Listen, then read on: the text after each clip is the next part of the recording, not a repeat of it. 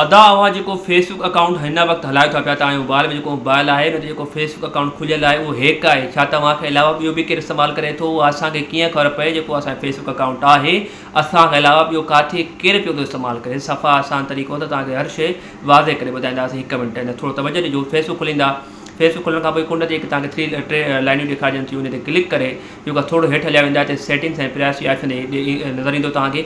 उन ते क्लिक करे सेटिंग्स ते हलिया वञूं। हिते तव्हांखे जेको आहे सी मोर इन अकाउंट सेंटर और जेको ऑप्शन ॾेखारिजे थो इन ते क्लिक कंदा। ठीकु आहे। हिते पुॼण खां पोइ तव्हांखे हेठि जेको आहे थो सिक्योरिटी ऐं प्राइवेसी वारो ऑप्शन ॾेखारिबो। ठीकु आहे। जॾहिं सिक्योरिटी ऐं प्राइवेसी वारे ऑप्शन ते तव्हां क्लिक कंदा, थोरो हेठि हलिया वेंदा, हिते तव्हांखे ऑप्शन ॾेखारिबो वेयर यू आर लॉग्ड इन।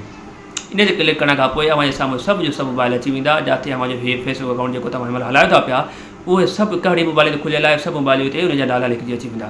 जीअं मुंहिंजो रियलमी ते खुलियल आहे, कालमी ते खुलियल आहे, सैमसंग ते खुलियल आहे।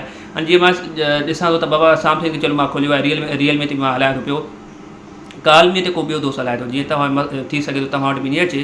सो मां जेको तव्हां सम्झो था त बाबा इहो फेसबुक अकाउंट इन मोबाइल ते मां नथो हलायां, को ॿियो थो हलाए, सो उन मोबाइल ते क्लिक करे जीअं मां कालमी ते थो क्लिक कयां, सो इन ते क्लिक करे तव्हां हिनखे लॉग आउट करे छॾियो। सिर्फ़ु लॉग आउट न आहे करिणो, लॉग आउट मतिलबु उन मोबाइल तां बंदि करे छॾियो। ठीकु आहे। सिर्फ़ु लॉग आउट न आहे करिणो, बल्कि तव्हां पंहिंजे अकाउंट जेको तव्हांजो फेसबुक अकाउंट आहे इन पासवर्ड बि तव्हांखे लाज़मी चेंज करिणो आहे।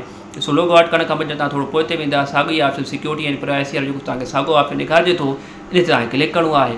वरी जेको आहे हिते तव्हांखे चेंज पासवर्ड वारो जेको ऑप्शन अचे थो इन ते तव्हांखे क्लिक करे पंहिंजे फेसबुक अकाउंट जो पासवर्ड जेको आहे तव्हां चेंज करे सघो था।